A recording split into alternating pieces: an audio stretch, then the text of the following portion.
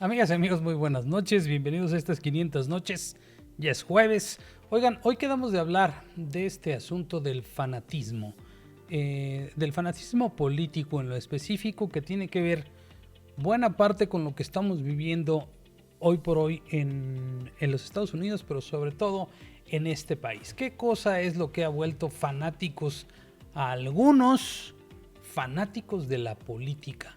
¿Qué los convirtió en estos seres irracionales que han puesto su causa principal por encima de sus familias, de sus amigos y de casi todas sus creencias? ¿Qué es lo que a una persona la vuelve fanática? Vamos a platicar de eso. Voy a ponerles algunos ejemplos. ¿Y por qué carajos la gente se vuelve de veras tan loca con algunas ideas que van mucho más allá de su razonamiento y de su entendimiento? Yo soy Amado Bendaño, esto es 500 noches y aquí empezamos. Porque el ejercicio de informarse también requiere de memoria y contexto. Memoria y contexto. Reflexiona. Cuestiona lo que sabes, Lo que ves, lo que sientes, lo que escuchas, lo que lees y lo que piensas. con mente abierta y sentido común. Libérate de prejuicios, de fanatismos o imposiciones. Construyamos espacios de respeto y tolerancia. México los necesita. Para eso tenemos estas noches. 500 noches para cerrar el día. Con Amada Bendaño. Oigan, ya saben que este espacio es patrocinado por Próximo Destino, próximodestino.net. Ahí pueden encontrar toda la información sobre su próximo viaje. También pueden seguirlos en redes sociales. Cuando pienses en viajar, piensa en Próximo Destino. Oigan, bueno, vamos a platicar el día de hoy acerca de cuál es el origen del fanatismo y cuál es el motor que hace que esto funcione en una sociedad como la nuestra o en cualquiera otra. Cómo funcionó, por ejemplo, en Venezuela, cómo funciona el día de hoy, hoy por hoy, cómo está funcionando en los Estados Unidos, pero sobre todo, por qué funciona y por qué funcionó tan bien en México. ¿Qué pasó en estos últimos años que le dio, cuál fue el caldo de cultivo en este país del fanatismo? Miren, hay un filósofo israelí que se llamaba, ya falleció en 2018, Amos Oz, premio príncipe de Asturias, un hombre dedicado específicamente a estudiar este asunto del fanatismo. Amos Oz tiene un tratado específicamente sobre cómo curar el fanatismo y un libro que se llama Contra el fanatismo. Me llama mucho la atención los conceptos que él maneja, porque hay puntos clave. De hecho, plantea 3 cosas básicas de cómo curar el fanatismo. Creo que lo más importante de todo es que nosotros no nos convirtamos en fanáticos de nada. De pronto podemos hacernos fanáticos de cosas que no hagan daño, pero hacerse fanático, por ejemplo, una cosa es ser religioso y otra cosa es fanático religioso. Una cosa es ser partidista de alguien y otra cosa es ser un fanático religioso de alguien. Bueno, aquí me parece que el problema clave está en que en México se ha despertado este gen que este propio hombre Amos Oz, del que Amos Oz habla, que es el gen del fanatismo, que perjudica no solo a la persona que lo tiene, sino a todo su entorno. Todos somos un poco fanáticos de algo. Hay algo que nos fanatiza. Y una de las características del fanatismo es la agresividad. Él relata varias cosas, entre otras cosas que pues un fanático pues obviamente no entiende razones. Y en la medida en que nosotros le demos razones a un fanático, estamos perdiendo nuestro tiempo.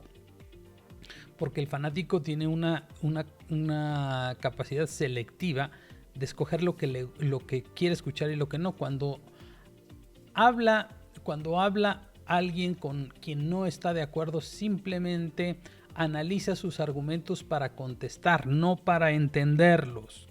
Y él dice que este gen del fanatismo está presente en todos los seres humanos y que basta que haya un líder populista que despierte ese gen en las personas. Y la verdad es que así funciona, así funcionó en Venezuela, así funcionó en Argentina, así funcionó en Bolivia, así ha funcionado en dictaduras de derecha y dictaduras de izquierda. Un hombre populista, bueno, funcionó con Hitler, funcionó también que les hizo creer que ellos eran una raza aria. Creo que digamos, la primera responsabilidad que tenemos como ciudadanos, como personas, es no contagiarnos de fanatismo. Porque el fanatismo es muy contagioso. Es decir, hay personas que si encuentran un fanático enfrente que piense distinto de ellos, enfrente ellos se van a convertir en un fanático en contra del otro. Es decir, un fanático puede convertir a otra persona en fanático. Por eso nosotros no nos podemos dar el lujo de convertirnos en unos fanáticos anti cualquier cosa. Por ejemplo, si a ti no te cae bien el presidente López Obrador y crees que está diciendo puras estupideces y tonterías, no, es muy sano que lo critiques, es muy sano que estés en contra de él si no te cae bien o si no estás de acuerdo con sus ideas. El punto es no fanatizarse, porque entonces perdemos la razón. A ver, entonces, a este fanatismo le llama que dice que todos tenemos el cromosoma de la maldad que habita en los humanos, y que ese es justamente el que despierta un líder carismático, un líder populista que activa este gen que, según él dice, me llama mucho la atención cómo lo describe, que aturde el alma y la mente. Y la característica fundamental es esta especie de daltonismo político en donde todo lo ven blanco o negro. No hay puntos intermedios en un fanático. Y además de eso, alrededor de él hay una serie de coros de gente que lo convierte, que abona a esa causa, pues porque le conviene. Y también porque se fanatiza un poco. Miren, les voy a mostrar este video de alguien que ustedes conocen, seguramente conocen muy bien. No sé si ya lo hayan visto antes, pero me parece un gran ejemplo de qué es el fanatismo casi religioso que habita en esta, que se ha denominado pomposamente en llamar la Cuarta Transformación. Vamos a verlo y ahorita les sigo platicando de las otras características de los fanáticos y sobre todo cómo contrarrestar este fanatismo. Este video es del 25 de agosto del año pasado en un programa que se llama Johnny Sabina, que se paga con recursos públicos en el Canal 11. Cuando yo escucho a Andrés Manuel en la mañanera, yo me inspiro. Mira, se está burlando Sabina de mí, pero en serio. Dicen que es como una misa, ¿no? Dominical, ¿no? Pero sí es una especie de misa no religiosa, misa cívica. Cuando yo estoy así muy angustiado por el país, ¿no? La última masacre, el último fake news, los cuestionamientos en Twitter, así insultos, sentarme en la mañana y escuchar la mañanera me tranquiliza. Me centra, me hace sentir que tenemos un líder que nos está llevando por un camino positivo. Lo trata como si fuera, dice John Ackerman, el académico del Instituto de Investigaciones Jurídicas de la UNAM, que para él las mañaneras son una misa, que lo tranquiliza, que lo hace sentir como en éxtasis. A mí se me hace que le hace al pendejo, porque en realidad no lo cree, simplemente abona a las causas de los fanáticos. Y desde luego, en estas causas, como lo vimos ahorita, John Ackerman atribuye, como todos los fanáticos, en esta dicotomía de que todo es blanco o negro, simplemente el que, obviamente, en el populismo solo hay dos colores, el blanco y el negro, y obviamente yo no soy el negro, yo soy el blanco, es decir, yo soy el bueno y todo lo que está en contra mía es lo malo. Solo hay dos colores, bueno o malo, y yo te obligo a que estés de un lado o de otro. Eso exacerba este gen del fanatismo y te posiciona en un lugar. No pueden haber tonos grises, no puedes estar a veces en contra y a veces a favor del presidente, porque de todos modos aquí exige la total pureza, en el sentido de que si estás con él o no estás con él o contra él, no hay puntos intermedios. Y además el populista no reconoce de ninguna manera un mérito de cualquiera de sus adversarios, que en realidad para él, aunque le llame adversarios, en realidad los toma como enemigos. Hemos visto cómo los fanáticos morenistas o López Obradoristas agreden a los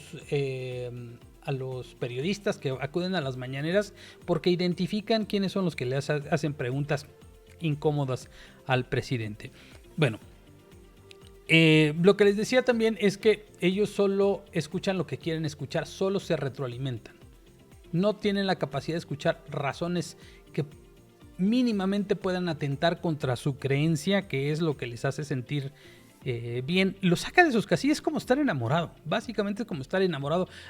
¿Tiene algún amigo o amiga que esté así idiotizado con alguien y digas, pues, ¿qué le ves? Está gordo, está feo, es un prepotente, es un mamón. Pero yo lo adoro, yo lo veo perfecto.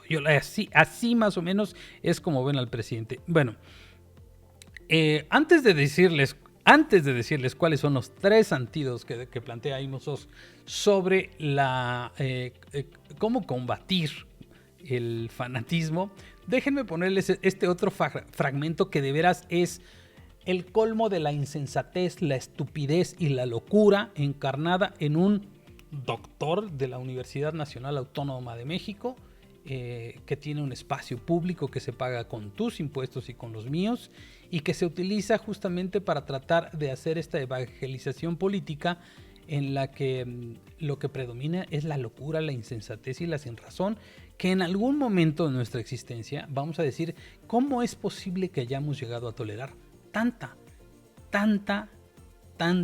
estupidez?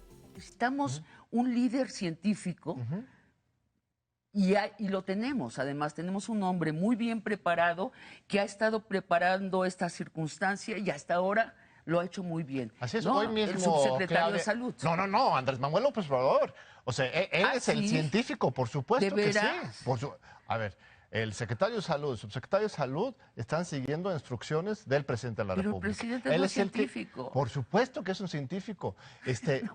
Los que quieren utilizar esta crisis para cerrar las puertas, cerrar la economía, como lo hizo, por ejemplo, Calderón en el H1N1, el gusto en su cara cuando anunció que todos los eventos estaban cerrados, que todo el mundo a su casa. Era una cosa escalofriante, porque él estaba feliz, contento del control que él podía imponer. López Obrador no tiene esa tendencia. Él se basa justamente en la ciencia. Escucha hoy a Claudia Sheinbaum, por ejemplo. Fue una comunicación muy clara, muy certera, en la misma línea de López Obrador, diciendo, mira, vamos a ubicar bien el problema. Son 21 casos en la Ciudad de México. Todos y cada uno de ellos vienen del extranjero y ya hemos generado un cerco sanitario alrededor de sus familias y sus contactos. No hay motivo para la histeria y la paranoia. Bueno, déjame una acotación que no espero que no nos enredemos en esto. Yo espero que no estemos en manos de los conocimientos de medicina del presidente. Yo espero que sí haya expertos,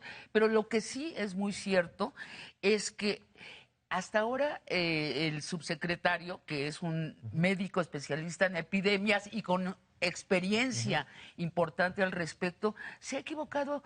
Ni siquiera se equivocó, dio una frase medio mal armada que tiene que ver con el ámbito de la política y de allí se agarraron para tratar de descabezarlo. Ya pidieron su renuncia. Eso es miserable. No debemos mezclar a López-Gatell con la política. Lo debemos preservar. Es en el interés de todos nosotros preservarlo fuera del juego político. Su deber es con el sistema de salud del país y no debemos tocarlo ni preguntarle cosas que no vienen al caso. Pero López Obrador sí. Bueno, sí, es el presidente de México. Le podemos pero no entiendo por qué distingues entre los dos. Si es un solo gobierno, justamente. Lo que dijo López-Gatell es justamente es una realidad, lo que acabo de decir también. O sea, López Obrador no es alguien que esté buscando contaminar y contagiar a la población. No tenemos que estar buscando echarle la culpa a López Obrador por este contagio. Lo que él ejerce es un liderazgo moral, que es lo que nos va a salvar de esa situación, no nos va a generar más problemas. El presidente es liderazgo moral. Así es. López-Gatell, liderazgo científico. Pronto necesitaremos un líder en economía, porque esto va a tener graves consecuencias y ojalá no lleguemos al punto de necesitar un líder en ética medicinal, que no tengamos que hacer decisiones graves sobre la vida y muerte de las personas. La tecnocracia solo funciona con liderazgo político. Es lo que yo sostengo, mi hipótesis, y justamente por eso es tan bonito esta combinación de este gobierno tan ecléctico y maravilloso que tenemos. Háganme el pinche por maravilloso y ecléctico gobierno que tenemos, que es capaz de resolver todo y no resuelve, termina por no resolver nada. Esta estupidez es el fanatismo, incentivado por un líder mesiánico, un líder populista, carismático, que enreda a todo el mundo en su dinámica. Ahora, este planteamiento que hace Imos Oz sobre cómo cambiar la percepción del fanático, porque además el fanático tiene una vocación fundamental. Es decir, si tú que no eres fanático, si tú que tienes una idea, una forma de pensar, encuentras a alguien que pues piensa diferente a ti, pues simplemente dices, bueno, pues piensas diferente a mí, a lo mejor estás equivocado, a lo mejor entras en una discusión y sabes que no vas a llegar a ningún punto. Tratas de exponer tus razones y si las cosas no van más allá, pues ya, mira, tu vida ya tiene cosas más importantes que hacer que estar tratando de convencer a alguien que piense como tú. El fanático no es así. El fanático va con todo a tratar de convencerte de que la verdad que posee es la única. Y eso parte de este liderazgo mesiánico de un líder carismático que trata de imponer una sola verdad. Esa es su misión. Y entonces agarra a sus solovinos, vasallos o como quieran llamarle, para llevar a cabo esta labor de evangelización y decirle a todo el mundo que lo que hay que pensar es que solo hay una forma única de pensar, y quien no piense así pues va a ser insultado, denostado, acosado, silenciado y presionado para que cambie su forma de pensar. En cambio, cualquiera, venga de donde venga, de las más oscuras cloacas de la política mexicana, tiene cabida en este gobierno cuarto transformador, cuatrotero o cuatroteísta, porque ya piensa como yo. En ese momento se acabaron los problemas. ¿Cuáles son los 3 puntos que pueden lograr romper el cerco de la cabeza? Y sobre todo, es una vacuna para nosotros mismos, para que no vayamos a caer en lo mismo, para que no nos vayamos a convertir nosotros entonces en unos fanáticos anti-López Obradoristas, o fanáticos antimorenistas, o fanáticos anti-algo. Es decir, puedes estar radicalmente en contra de algo, sustancialmente en contra de algo. Por ejemplo, estoy radicalmente en contra de la violencia contra las mujeres, en contra de la esclavitud, en contra de la trata, en contra de la violencia infantil, en contra de la violencia de los animales, de manera radical, no fanática. La diferencia entre ser de convicciones firmes y fanático es que tú tratas, es la parte de la agresividad, la parte violenta de esto. Tú puedes ser una persona firme en tus convicciones y no ser violento, pero cuando tú tratas de imponer las cosas de manera violenta al otro, entonces ya eres un fanático. ¿Qué sigue de esto? Bueno, el primer remedio, digamos, es la imaginación. Hablar del futuro. Un fanático no tiene más que inmediatez. El fanático no piensa en el futuro, piensa en hoy. Si tú lo sacas de su hoy, si tú hablas del futuro, de qué va a pasar en el 2024, pues por eso su idea es: hay que reelegir a López Obrador. ¿Por qué? Para los fanáticos, me refiero a los fanáticos. Hay que reelegirlo porque su presente, para ellos es su presente, es lo único que hay. Y entonces, si en el futuro es el mismo que el presente, se sienten más tranquilos. Pero ¿qué va a pasar cuando no haya López Obrador? Ese fanatismo se acaba. Ellos no pueden pensar en el momento en que ya no exista López Obrador, y además el hombre no es inmortal, en algún momento no acabará, no estará presente, acabará su mandato, su vida política, su vida en este planeta, en algún momento terminarán. El fanático solo piensa en el presente porque el futuro le aterra. Si obligas a pensar en el futuro a un fanático, rompes un poco esa barrera. El segundo punto es el sentido del humor. Los fanáticos no tienen sentido del humor. Un chairo no tiene sentido del humor. Se burla, es sarcástico, es violento, es agresivo. No se ríe, es incapaz también de reírse de sí mismo. No es capaz de reír, ni siquiera le entienden a los memes, ni a los chistes, imagínense. Ese es el segundo punto. Y el tercero, bueno, el fanático, les decía, tiene una personalidad solemne y seria, porque está como todo el tiempo enojado. En el momento en que se ríe, les decía, es únicamente para burlarse. Y una de las cosas que son muy poco capaces, pero nosotros sí deberíamos ser capaces, sobre todo para romper ese círculo, ese cerco que tienen en torno a su cabeza y en torno a su manera de pensar, es el hecho de ponerse en sus zapatos, de tratar de... Esas son cosas que todo el mundo detesta, pero tratar de ponerse en los zapatos de una persona que piensa radicalmente distinto de nosotros es una manera de entender la realidad en la que viven, en cómo llegaron a un punto de fanatización, que tienen un pensamiento único, y sobre todo tratar de entender que no son personas que razonan de manera normal.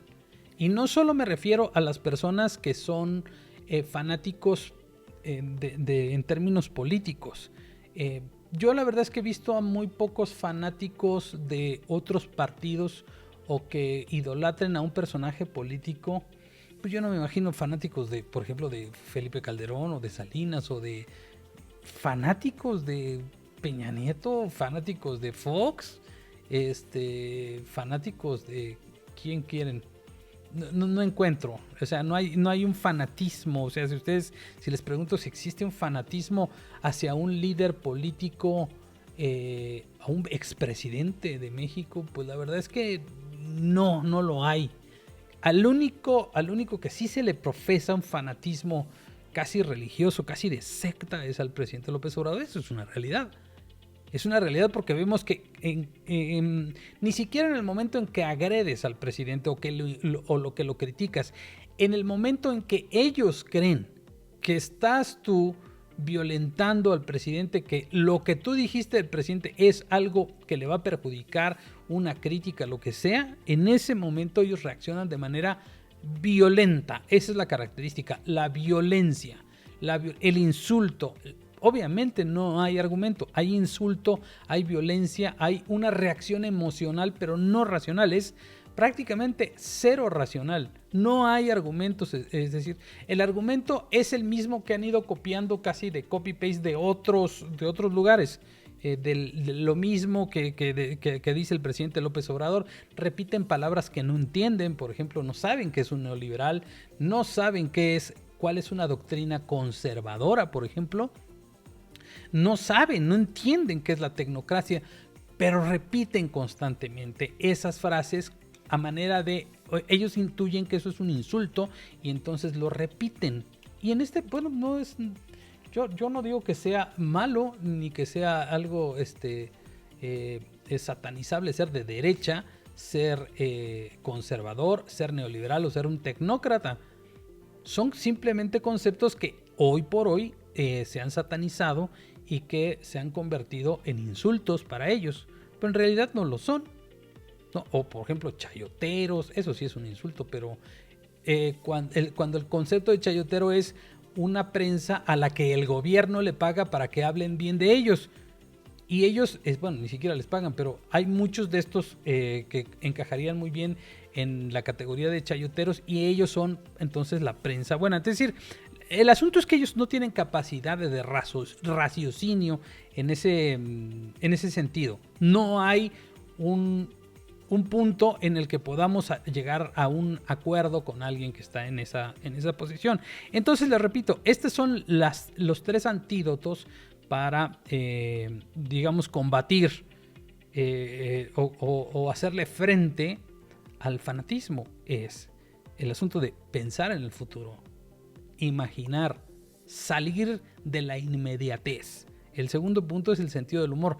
Una de las cosas que más le duelen al presidente, claro, que es la crítica con sentido del humor. Ahí está Van Pipe, está Pacaso, por ejemplo, los caricaturistas, Juan Alarcón, que es extraordinario, Juan Alarcón del Heraldo. Hay muy buenos, Nerilicón del Economista es muy buen caricaturista. Mientras que los caricaturistas de la jornada, con excepción de Magú, todos ya se volvieron una especie de aduladores del poder. Perdieron su sentido del humor y lo que hacen ahora son caricaturas que tienen que ver más con el hígado, con la burla, con el encono y con ese coraje que les ha sido contagiado. Y el tercero es la parte de la empatía, la parte de tratar de entender al otro. Y no me refiero solamente a un fanático, sino también al otro, al que no piensa como yo, pero tiene puntos en común. Es decir, aquí pueden encontrar en su casa, en su entorno, en su familia, en su vida cotidiana, a gente que es que quiere también que en México se restaure la democracia, las libertades, los derechos y que dejemos de vivir este clima de polarización, aunque estén o no a favor de la causa política que estás tú. Eso es la tolerancia, a eso debemos aspirar y debemos entender que este es un país diverso, hay muchísimas formas de pensar. A ver, se las pongo bien fácil. Es como si en este país el presidente le va a la América y entonces dice que todos los demás equipos son una mierda y que todos debemos irle a la América. Entonces los de... algunos dirán que está bien. No está bien ir a la... Yo le voy a los Pumas, por cierto.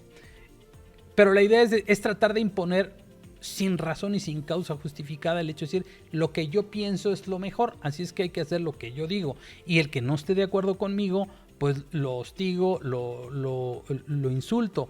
Hemos visto este tipo de conductas en los estadios de fútbol cuando agarran a madrazos entre todos a un aficionado de otro equipo, lo madrean, lo mandan al hospital.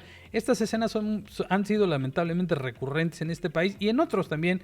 Ese tipo de fanatismo trasladado a la política es más o menos igual.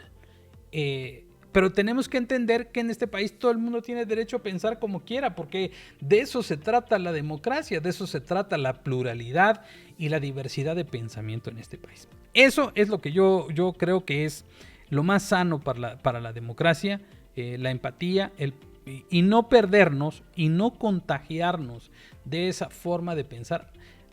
Hacernos encabronar es una forma de perder. Hacernos enojar es una forma de desgastarnos. Yo creo que bajo esa estrategia política de encabronar al enemigo, ellos ganan bastante. Yo creo que todos podemos llegar a ser un solo país, una sola causa y podemos ir hacia adelante. La experiencia de los Estados Unidos ahí está. Allá cuando menos, al parecer, hacia cómo van las cosas, déjenme ver cómo van las cosas, porque ya hace rato que no veo cómo van las cosas. Al parecer el presidente Donald Trump pues va a tener que dejar la Casa Blanca el 20 de enero del próximo año porque perdió las elecciones. Eso, déjenme ver, elecciones en EU, elecciones en Estados Unidos, a ver si ya decantaron. No, siguen igual, 264, 214 a 6 votos, los famosos votos de Nevada que ahí van caminando como una tortuga. Pero lo que vamos a ver en Estados Unidos es muy parecido a lo que vimos en México en 2006. Una impugnación, con la diferencia que ahora el perdedor está en la Casa Blanca. Pero vamos a ver este desgaste, vamos a ver violencia, porque allá sí la gente anda armada. Y tiene permiso para estar armada. Vamos a ver cosas terribles, yo creo, lamentablemente, porque el líder populista que tienen en Estados Unidos, que se llama Donald Trump, que además es el presidente, pues saca la parte de la supremacía blanca y la violencia, destaca la violencia de la población norteamericana, que es poco informada y que se deja manipular y que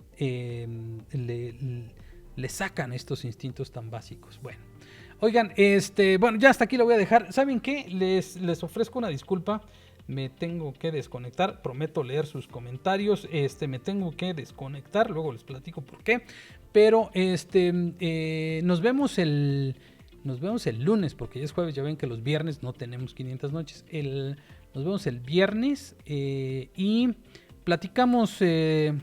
Ojalá para ese día ya tengamos resultados concretos o cuando menos preliminares de la elección en Estados Unidos.